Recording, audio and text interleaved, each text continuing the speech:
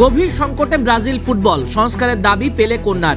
বিশ্বকাপের সফল দল ব্রাজিল, তবে তাদের সংকট খেলোয়াড় তৈরিতে নয় বরং ফুটবল প্রশাসনে, এমনটাই মন্তব্য করেছেন কিংবদন্তি পেলের জ্যেষ্ঠ কন্যা কেলি ক্রিস্টিনা নাসিমেন্তো।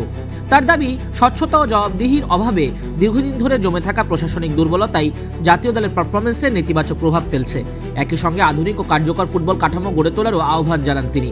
ব্রিটিশ বার্তা সংস্থা রয়টার্সকে দেয়া এক সাক্ষাৎকারে সমাজকর্মী ও চলচ্চিত্র নির্মাতা কেলি নাসিমেন্তো বলেন, ব্রাজিলিয়ান ফুটবল কার্যত ভেঙে পড়েছে।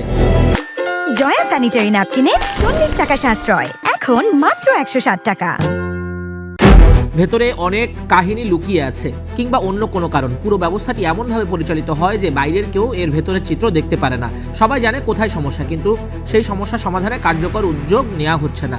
যদিও তিনি মনে করেন সমস্যাটি খেলোয়াড় তৈরির ক্ষেত্রে নয়, ব্রাজিলে এখনও বিশ্বের সেরা প্রতিভাবান ফুটবলারদের জন্ম হচ্ছে, কিন্তু সেই প্রতিভাকে সঠিকভাবে কাজে লাগানোর মতো একটা কার্যকর ও জবাবদিহিমূলক ফুটবল কাঠামোর অভাব রয়েছে। ফলে আন্তর্জাতিক পর্যায়ে প্রত্যাশিত সাফল্য আসছে না। বারে বারে ব্রাজিল 2002-এর পর আর ব্যর্থতা ভাঙতে পারছে না। সম্প্রতি রাউন্ড অফ 16-এ নরওয়ের কাছে 2-1 গোলে হেরে টুর্নামেন্ট থেকে বিদায় নেয় ব্রাজিল। 1990 সালের পরে প্রথম কোনো বিশ্বকাপে তারা শেষ 8-এ উঠতে ব্যর্থ হলো। নাসিমেন্তো জানান, তার বাবা পেলে জীবদ্দশায় ব্রাজিলের ফুটবলের এই অবনতির বিষয়ে উদ্বেগ প্রকাশ করেছেন।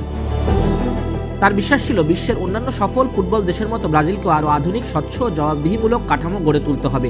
এক্ষেত্রে তিনি ফ্রান্সের উদাহরণ টেনে বলেন, দেশটি পরিকল্পিত ও কার্যকর ফুটবল ব্যবস্থার মাধ্যমে ধারাবাহিক সাফল্য ধরে রাখতে সক্ষম হচ্ছে। তবে সবকিছুর ঊর্ধ্বে ইতিবাচক পরিবর্তনের আশাও দেখছেন পেলের কন্যা। তার মতে, বিদেশি বিনিয়োগের মাধ্যমে ব্রাজিলের ঐতিহ্যবাহী ক্লাবগুলোর পুনরুজ্জীবন আশাব্যঞ্জক একটা প্রবণতা।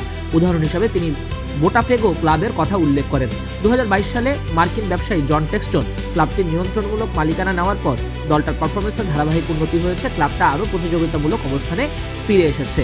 নাসিমেন্তোর মতে, ব্রাজিলের ফুটবলকে আবারও বিশ্বসেরার আসনে ফিরিয়ে নিতে হলে শুধু প্রতিভাবান খেলোয়াড় তৈরি করলেই হবে না, প্রশাসনিক সংস্কার, স্বচ্ছতা, জবাবদিহি নিশ্চিত করাও সমান গুরুত্বপূর্ণ।